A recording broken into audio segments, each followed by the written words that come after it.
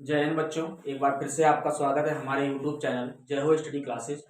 बच्चों, कल हमने क्लास 10 सेट नंबर 4 2022 को किया था। हमने कल सभी ऑब्जेक्टिव क्वेश्चन कर लिए थे। बच्चों, आज हम लोग ऑब्जेक्टिव के आगे जितने भी सब्जेक्टिव क्वेश्चन है, यानी दूसरे में लिखा है सभी खंड कीजिए, यानी दूसरे का हम लोग देखेंगे किस प्रकार से दिया गया है। बच्चों, अब क्लासें डेली आएंगी, ठीक है बच्चों। तो इससे पहले स्टार्ट करते हुए देखते हैं क्या लिखा है क्वेश्चन मेरे पास। बच्चों, क्वेश्चन लिखा है मेरे पास दूसरे का क्वेश्चन में क्या लिखा है मेरे पास। चित्र में पीएस बटे एस क्यू बराबर पीटी बटे टीआर। इसके बाद और क्या दिया गया मेरे पास, कोण पीएसटी बराबर कोण पी आर क्यू ये हमको दिया गया है। तो हमसे ये कहा गया सिद्ध कीजिए, सिद्ध करो। क्या सिद्ध करना है कि त्रिभुज पी क्यू आर एक समद्विबाहु त्रिभुज है, एक समद्विबाहु त्रिभुज है। बच्चों ध्यान दो, मेरे पास एक डायग्राम बना है। डायग्राम कुछ इस प्रकार से है। ये मेरे पास एक ट्रायंगल है, यानी त्रिभुज पी क्यू आर, और इसके समांतर क्यू आर के समांतर में दूसरी रेखाखंड है मेरे पास एस टी। क्या है बच्चों, एस टी। और ये मेरे पास कोण दिया गया है, और इसके बाद ये कोण है। तो बच्चों देखेंगे किस प्रकार हमसे पूछा गया है। हमसे कहा गया है कि चित्र में पीएस बटे एस क्यू मतलब पीएस बटे एस क्यू बराबर पीटी बटे टीआर और कोण पीएसटी बराबर कोण पीआर क्यू, ये हमको दिया गया है। और हमसे ये कहा गया सिद्ध कीजिए कि त्रिभुज पीक्यू आर एक समद्विबाहु त्रिभुज है। बच्चों, समद्विबाहु त्रिभुज कहते किसे हैं, ऐसा त्रिभुज जिसकी दो भुजाएं आपस में बराबर हो उसे समद्विबाहु त्रिभुज कहते हैं। तो सबसे पहले क्या लिखेंगे हम लोग लिखने वाले हैं, क्या लिखने वाले हैं, चित्र में हम कहेंगे दिया है। क्या दिया है मेरे पास, सबसे पहले बताओ। अच्छा, एसटी वाली रेखा जो है हमारी क्यूआर के समांतर है, यानी हम कहेंगे एसटी समांतर है क्यूआर के। इसके बाद बच्चों हमें क्या दिया है, कोण पीएसटी बराबर कोण पीआरक्यू, ये हमको दिया गया है। और हमको सिद्ध करना है, हमको सिद्ध करना है कि त्रिभुज पीक्यूआर एक समद्विबाहु त्रिभुज है। अगर बेटा इसको समद्विबाहु त्रिभुज सिद्ध करना है मतलब इसकी दो भुजाएं आपस में बराबर सिद्ध करके दिखाना है। मतलब क्या सिद्ध करना है, PQ बराबर PR। बच्चों ये हमको सिद्ध करके लाना है। तो कैसे करेंगे, सबसे पहली बात देखो।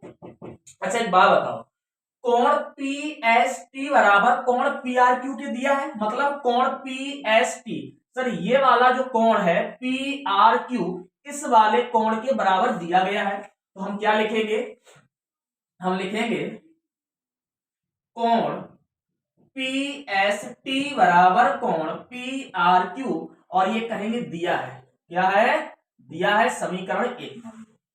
इसके बाद बच्चों एक बात बताओ, कोण PST और कोण PQR ये दोनों कोण आपस में बराबर होंगे। हमने कहा सर क्यों बराबर होंगे, बेटा ये संगत कोण है और संगत कोण हमेशा सदैव बराबर होते हैं। तो हम क्या कहेंगे इसके बाद, कोण PST बराबर होगा कोण PQR के, यानी कोण PQR के। और क्यों लिख दो, संगत कोण से। किससे, संगत कोण से। इसको मान लो समीकरण 2। अब बच्चों एक बात बताओ, समीकरण 1 और 2 में देखो मेरे पास LHS वाला हिस्सा दोनों में समान है। अगर LHS वाले हिस्से समान है तो RHS वाले मान भी बराबर होंगे। तो हम क्या लिखेंगे, समीकरण 1/2 से। किससे, 1/2 से। समीकरण 1/2 से बताओ LHS वाले मान बराबर तो RHS वाले मान भी बराबर होंगे, यानी कोण PRQ बराबर होगा कोण PQR के। अच्छा PRQ कोण कौन सा है सर, PRQ ये वाला कोण, और PQ कोण कौन सा है, PQR कोण सर ये। मतलब ये दोनों कोण आपस में कैसे होंगे, बराबर होंगे। बच्चों एक फिर में पढ़ के आए हैं क्लास 9th में, बराबर कोणों के सामने की भुजाएं सदैव कैसी होती हैं, बराबर होती हैं। मतलब कि पी आर क्यू इसके सामने की भुजा कौन सी है सर पी क्यू, यानी पी क्यू बराबर होगी किसके, इसके सामने की भुजा कौन सी है पी आर, मतलब पी क्यू बराबर होगी पी आर की, क्यों लिख दो बराबर कोणों के सामने की भुजाएं बराबर होती हैं, कैसी होती हैं बराबर होती हैं। बच्चों इस प्रकार से हमने PQ बराबर PR सिद्ध किया। अगर मेरे त्रिभुज किसी भी त्रिभुज की दो भुजाएं आपस में बराबर हैं तो हम कह सकते हैं यह एक समद्विबाहु त्रिभुज होगा। बाद में नोट कर देना या लिख देना, अतः त्रिभुज PQR एक समद्विबाहु त्रिभुज होगा, समद्विबाहु त्रिभुज होगा। और हमको यही सिद्ध करना था, हम लोगों ने सिद्ध कर लिया है। और इसी के साथ हम लोग स्क्रीनशॉट ले सकते हैं या नोट डाउन भी कर सकते हैं। इसके बाद बढ़ते हैं अगले क्वेश्चन की तरफ।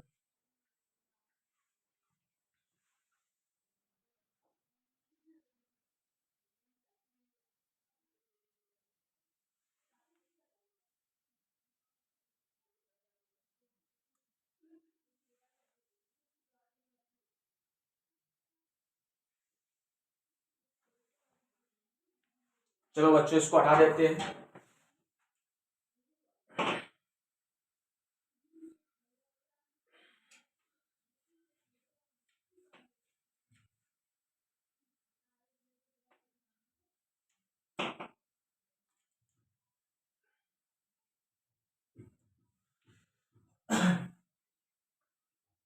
देखो अगला क्वेश्चन क्या लिखा है मेरे पास,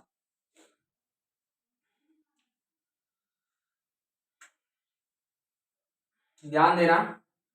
मेरे पास लिखा है दूसरे का खा नंबर क्वेश्चन मेरे पास लिखा है 5 कॉस स्क्वायर 60 अंश, इसके बाद प्लस 4 सेक स्क्वायर 30 अंश, माइनस 10 स्क्वायर 45 अंश, और बटे में कितना लिखा है, बटे में लिखा है बच्चों साइन स्क्वायर 30 अंश, प्लस कॉस स्क्वायर 30 अंश का मान ज्ञात कीजिए, मान ज्ञात करो। हमसे इसका मान पूछा गया है। ध्यान देना बच्चों, इस क्वेश्चन को करने के लिए हमें क्या होना चाहिए, हमें सभी वैल्यू मालूम होनी चाहिए। जितनी भी त्रिकोणमिति वैल्यू हमारी साइन 60, कॉस 60, सेक 30, tan 45, आप लोगों ने टेबल याद किया होगा। जरा बताओ, अच्छा हम पहले मान ही देख लेते हैं। बताओ कॉस 60 का मान सभी लोग जानते होंगे सर 1/2 होता है। सेक 30 का मान भी सभी लोग जानते हैं। सेक 30 किसका उल्टा है, कॉस 30 का। कॉस 30 का मान सर कितना होता है, √3/2। तो √3/2 का उल्टा करेंगे तो 2/√3। सेक 30 का मान 2/√3। इसके बाद tan 45 का मान सभी लोग जानते हैं सर 1, कितना होता है 1। Sine square 30 plus cos square 30, इसको सॉल्व करने की जरूरत नहीं है, क्यों, sine square theta plus cos square theta हमारा होता है 1। कब, जब थीटा दोनों जगह कैसा हो, समान हो। तो थीटा यहां भी 30 डिग्री है, यहां भी 30 डिग्री है, इसलिए हमारा sine square theta plus cos square theta कितना हो जाएगा 1। चलते हैं बच्चों, ये रखने पर जैसे हम ये वैल्यू रखेंगे, यानी रखने पर, और जैसे हम रखेंगे तो क्या हो जाएगा 5 कॉस स्क्वायर 60, कॉस 60 का मान 1/2, तो 1/2 का होल स्क्वायर। इसके बाद प्लस 4 सेक स्क्वायर 30 अंश, सेक 30 का मान 2/√3, तो 2/√3 का सर होल स्क्वायर हो जाएगा। इसके बाद माइनस tan स्क्वायर 45, tan 45 का मान 1, तो 1 का होल स्क्वायर, और बटे sine square theta plus cos square theta का मान 1 हो जाएगा। आगे बढ़ते हैं, बताओ 5 गुणे 1/2 का स्क्वायर 1/4 प्लस 4 गुणे 2/√3 का स्क्वायर 2 का स्क्वायर 4/√3 का स्क्वायर 3 माइनस 1 का स्क्वायर 1, और बटे में कितना है 1।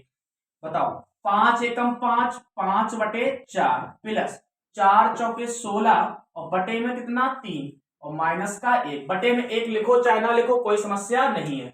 बताओ इसके बटे में 4, इसके बटे में 3, इसके बटे में कितना मान लें 1। सर इनका एलसीएम कितना आएगा, 1 3 4 का 12, तो 4 तिया 12, 3 पचे 15 प्लस 3 चौके 12, और 4 का गुणा 16 में 16 चौके 64, 1 का भाग 12 में देंगे तो 12 बार जाएगा, 12 एकम 12। तो देखो क्या निकलेगा मेरे पास, 15 में 64 जोड़ो, 5 और 4 9 और 6 और 1 7, 79 माइनस 12/12। तो घटाओ, 9 में से 2 गया 7, 7 में से 1 गया 6 और बटे में कितना है 12, मतलब हमारा आंसर आएगा 67/12, जो कि हमारा फाइनल आंसर होगा। नोट कर सकते हैं आप लोग, स्क्रीनशॉट भी ले सकते हैं और इसी के साथ बढ़ेंगे अगले क्वेश्चन की तरफ।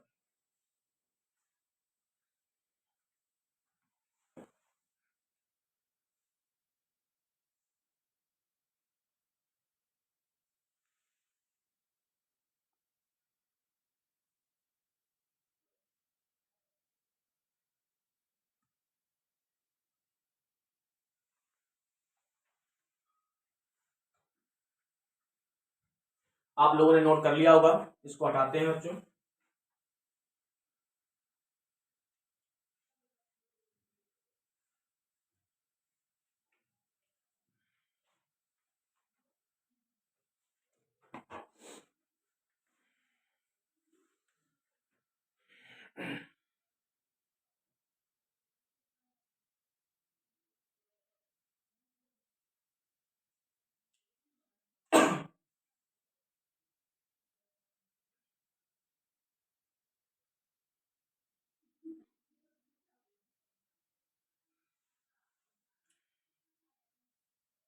देखिए बच्चों, अगला क्वेश्चन लिखा है मेरे पास दूसरे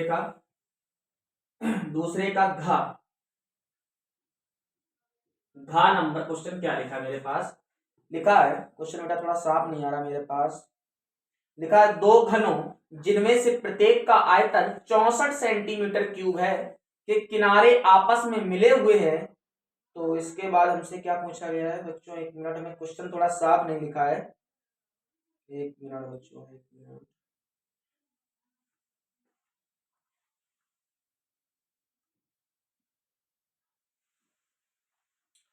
बच्चों क्वेश्चन ये लिखा है दूसरे का घा नहीं बच्चों, गा है, दूसरे का गा नंबर।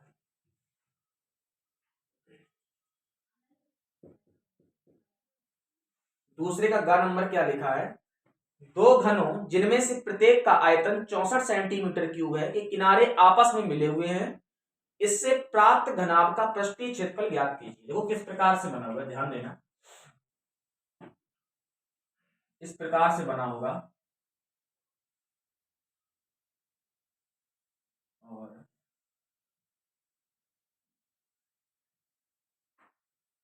इसको इससे मिला दो,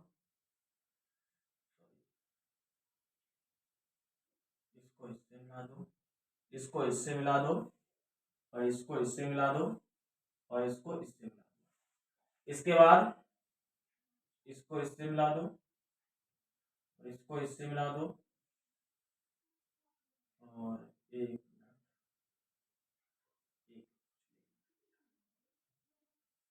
इसको मिला दो इससे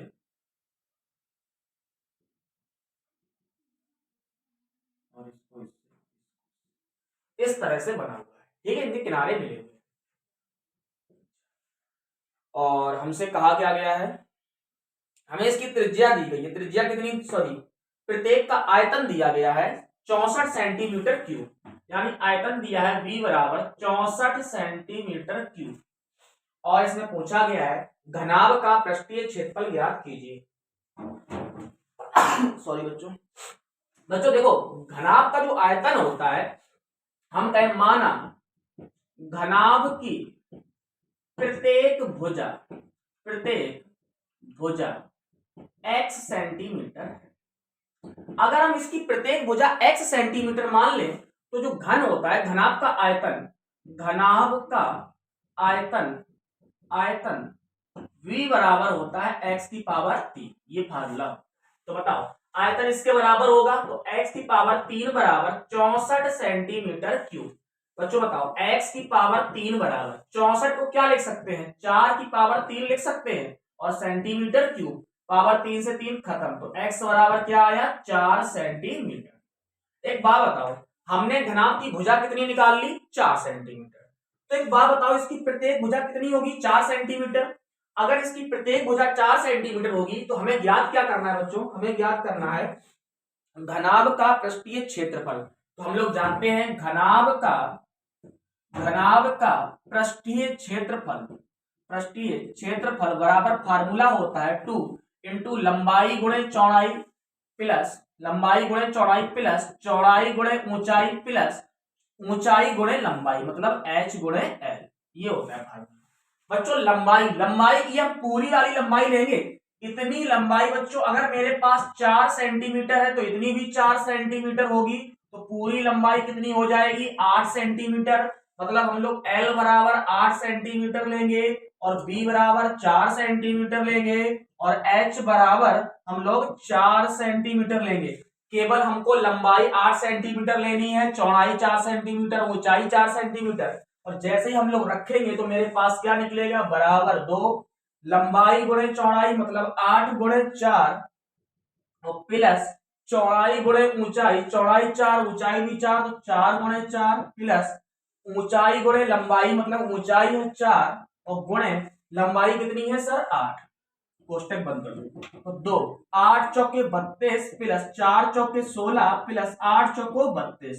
एक काम करो जोड़ो इनको 32 32 64 और 64 प्लस 16 तो जोड़ोगे तो 2 गुणे 64 प्लस 16 जोड़ेंगे तो ये हो जाएगा 64 16 80 हो जाएगा और 80 में गुणा 2 का करेंगे 80 दूनी 160 सेंटीमीटर स्क्वायर, क्योंकि हमसे क्षेत्रफल पूछा और क्षेत्रफल हमेशा वर्ग सेंटीमीटर स्क्वायर के रूप में होता है। तो ये हमारा फाइनली आंसर निकल के आ गया जो कि हमसे पूछा गया था। नोट कर लीजिए बच्चों, स्क्रीनशॉट भी ले सकते हैं। इसी के साथ पढ़ेंगे अगले क्वेश्चन को।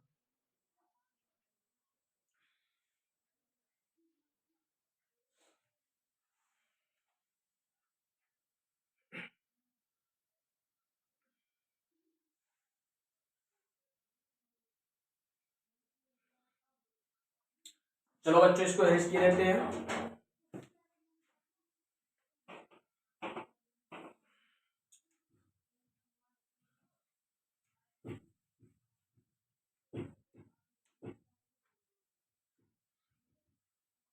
अगला क्वेश्चन देखो, सवाल नंबर दूसरे का घात। सवाल नंबर दूसरे का घात क्या लिखा है मेरे पास, ये हमारा सांख्यिकी चैप्टर से आया है, सवाल चैप्टर नंबर 14। हम इसकी पहले सारणी बनाएंगे इस तरह से, एक तरफ लिखेंगे दैनिक आय और नीचे लिख देंगे रुपए में, किसमें रुपए में। इसके बाद एक तरफ लिखेंगे कर्मियों की संख्या, इस तरह से लाइन खींचेंगे, एक तरफ लिखेंगे कर्मियों की संख्या और इसको हम डिनोट करेंगे एफ से, किससे एफ से। इसके बाद एक तरफ लिखेंगे हम मध्यमान जो कि हमें निकालना है और दूसरी तरफ लिखेंगे हम लोग एफ एक्स यानी एफ गुणे एक्स।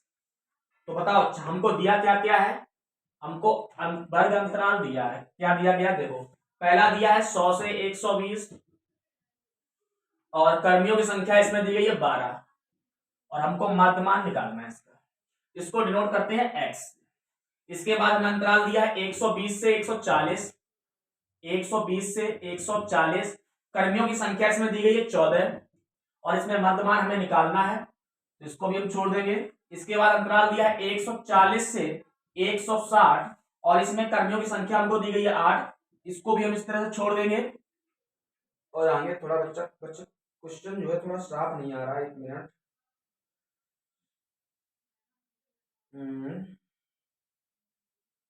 थोड़ा धुंधला सा आ रहा है मेरे पास, बच्चे ने भेजा है, थोड़ी समस्या है, कोई दिक्कत नहीं। इसके बाद दिया 160 से 180 और इसमें हमारे पास कर्मियों की संख्या है 6, इसको भी हम छोड़ देंगे इस तरह करके। इसके बाद 180 से 200 और इसके बाद कर्मियों की संख्या इसमें कितनी है बच्चों 10, कर्मियों की संख्या है 10 और इसको हम छोड़ देंगे। बस इतना हमको दिया है और हमसे पूछा क्या गया है, हमसे पूछा गया है सर इसमें समांतर माध्य व्यय निकालना है। क्या निकालना है माध्य व्यय। देखो कैसे करेंगे, सबसे पहले हम इतना करते बताओ अच्छा मेरे पास दैनिक आय दिया है यानी अंतराल दिया है, हमारे पास कर्मियों की संख्या यानी एफ दी गई है, हमको मध्यमान निकालना है और एफ इंटू एक्स निकालना है। मध्यमान कैसे निकालते हैं बच्चों, जो हमारे पास वर्ग अंतराल दिया रहता है इसका हम लोग माध्य निकालते हैं यानी समांतर माध्य निकालते हैं। कैसे, 100 को जोड़ो 120 में और डिवाइड करो 2 से। जब 120 में 200 जोड़ेंगे तो 220 हो जाएगा, 2 से काटेंगे तो सर मेरे पास 110 निकल के आया। कितना आया? यानी x का मान हमारा निकला है 110।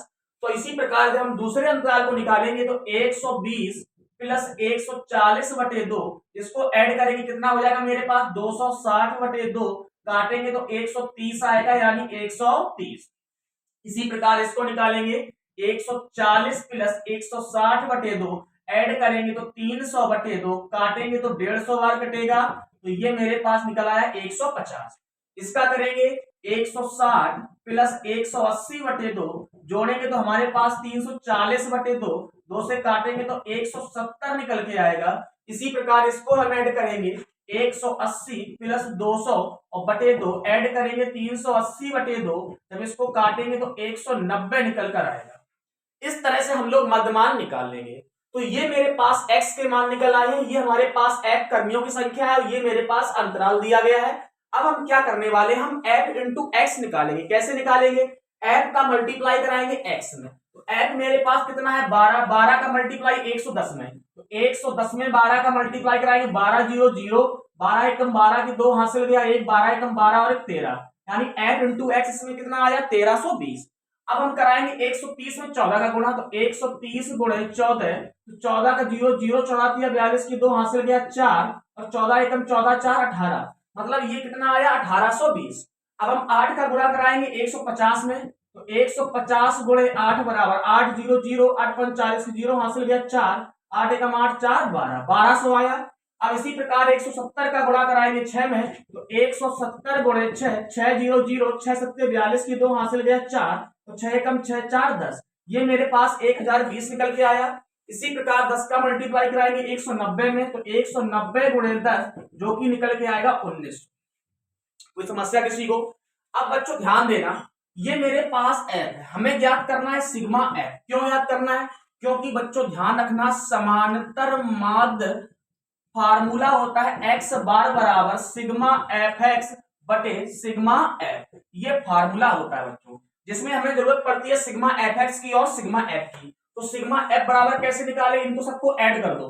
14 में 12 जब जोड़ेंगे तो ये 26 हो जाएगा, 26 8 34 हो जाएगा, 34 6 40 हो जाएगा, 40 10 50, तो सिग्मा एफ का मान कितना आया 50। अब निकालेंगे सिग्मा एफ एक्स। बताओ सिग्मा जब एफ एक्स निकालेंगे तो इन सबको ऐड करेंगे तो 0 0 0 जोड़ा 0 हो गया।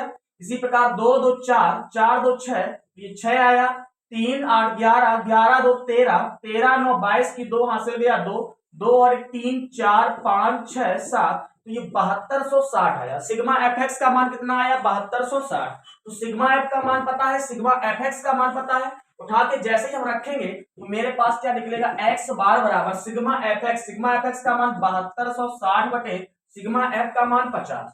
बताओ 0 से 0 खत्म, काटो इसको, 5 एकम 5 5 एकम 5, 2 बचा 5 चौके 20, 2 बचा 5 25, फिर दशमलव लगाओ 5 दूनी 10, फिर से देख लो 5 एकम 5, 2 बचा 5 चौको 20, 2 बचा 5 25 और 1 बचा 0.2, तो हमारे पास एक्स बार समांतर माध्य बराबर आया 145.2, जो कि हमारा फाइनली आंसर होगा। आप लोग नोट कर सकते हैं। इस प्रकार से हम लोग माध्य निकालते हैं।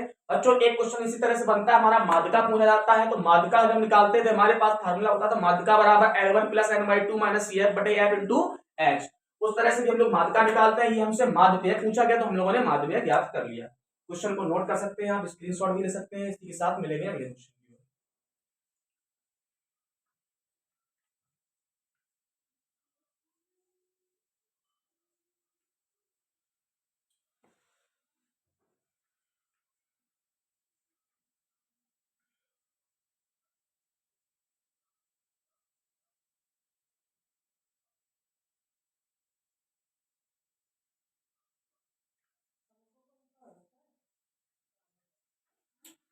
तो बच्चों इसको रेज किए देते हैं।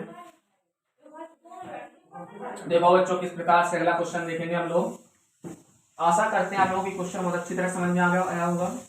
बच्चों प्रयास ये कीजिए कि सभी बच्चों के पास क्लासेस शेयर कर दीजिएगा, जिससे सभी बच्चे क्लासेस देख सकें। जो बच्चे नहीं आ पाते हैं वो भी पढ़ सकें। ठीक है बच्चों, चलो ध्यान देना।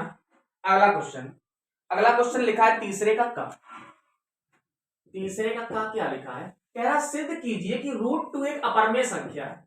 हमको सिद्ध करना है, सिद्ध करो कि √2 एक अपरमेय संख्या है। अगर बच्चों हमको इसको अपरमेय संख्या सिद्ध करना है, हमने आपको बताया था जैसे किसी व्यक्ति के अंदर अगर कमियां निकालनी है, उसकी अच्छाइयां निकाल दो, कमियां अपने आप निकाल। अगर इसको हमें अपरमेय संख्या सिद्ध करना है तो इसको परमेय मानो, अगर परमेय सिद्ध हो जाए तो ठीक है, और नहीं होगा सिद्ध तो बचेगा तो अपरमेय ही। तो एक काम करो, हम कहेंगे माना √2 एक परमेय संख्या है। कैसी संख्या है? परमेय संख्या है। और बच्चों एक बात जानते हो, परमेय संख्याएं किन्हें कहते हैं? ऐसी संख्याएं जो p/q के रूप में होती हैं वो परमेय संख्याएं कहलाती हैं। अगर ये p/q के रूप में होती हैं और अगर हमने √2 को परमेय संख्या माना है तो क्या इसको p/q के रूप में लिख सकते हैं? बिल्कुल सही बात है। तो √2 बराबर p/q लिख सकते हैं, बिल्कुल सही बात है। अच्छा एक बात बताओ, इतना हमने काम कर, हम कुछ नहीं करेंगे, हम कहेंगे दोनों पक्षों का वर्ग करने पर हम वर्ग करेंगे। क्या करेंगे? वर्ग। जैसे ही दोनों पक्षों का वर्ग करेंगे तो √2 का वर्ग सर 2 हो जाएगा, p का वर्ग p² / q का वर्ग q²। दोनों पक्षों का वर्ग कर दिया। अब हम क्या करेंगे? इसके बटे में q², इसके बटे में 1 मानेंगे, कैंची गुणा कराएंगे, q² का गुणा 2 में तो 2q² बराबर 1 का गुणा p² में तो p², 2 गुणा में उधर किसमें? भाग में, तो q² बराबर p²/2। इसको मान लो बच्चों समीकरण नंबर फर्स्ट। अब जरा समीकरण फर्स्ट से देखो, हमें देखने को मिला कि p² जो है 2 से विभाज्य हो रहा है। सही बात है।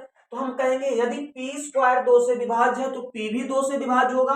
तो किस प्रकार से लिखेंगे? अतः p² 2 से विभाज्य है तो p भी 2 से विभाज्य होगा। इसके बाद हम p बराबर कुछ ऐसा मानेंगे जिसके कांस्टेंट में हम x/m कुछ भी ले सकते हैं, लेकिन मल्टीपल ऑफ 2 होना चाहिए। तो हम क्या मानेंगे? लेट p बराबर 2m रखने पर, जैसे p बराबर 2m रखोगे तो q² बराबर p², तो p बराबर 2m, तो सर 2m का होल स्क्वायर और बटे में कितना है? 2। इधर आ जाओ बच्चों, तो बताओ q² बराबर 2m का होल स्क्वायर करेंगे तो 2 का स्क्वायर 4 हो जाएगा, m का स्क्वायर सर m² बटे में कितना है? 2, 2 एकम 2, 2 दूनी 4, तो q² बराबर 2m², 2 गुणा में इधर भाग में, तो m² बराबर q²/2। अब हम एक बात कह सकते हैं, सर अभी समीकरण 1 माना था, इसको समीकरण दूसरा मान लो। अब हम लिखेंगे यदि q² 2 से विभाज्य है, q² 2 से विभाज्य है तो q भी 2 से विभाज्य होगा, 2 से विभाज्य होगा।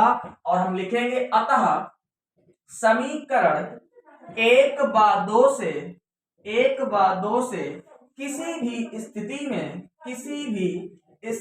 में p/q का रूप प्राप्त नहीं होता है। अतः यह कल्पना गलत सिद्ध होती है। अतः यहाँ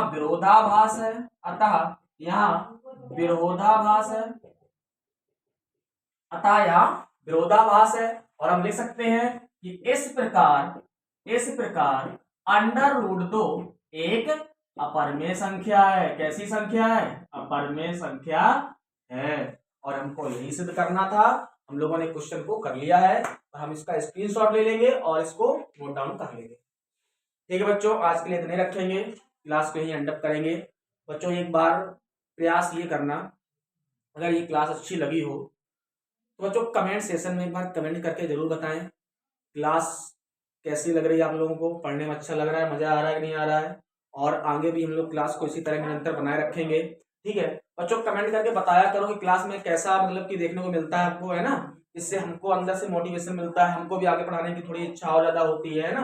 प्रयास ये करेंगे डेली क्लासेज जब आएंगी आपके पास अपलोड, ठीक है। और बहुत जल्द से जल्द ज्यादा बच्चों के पास शेयर कर देंगे तो जल्द से जल्द हम लाइव आ जाएंगे। ठीक है बच्चों, ठीक है, आज के लिए इतना ही है, बाकी कल मिलेंगे। जय हिंद, जय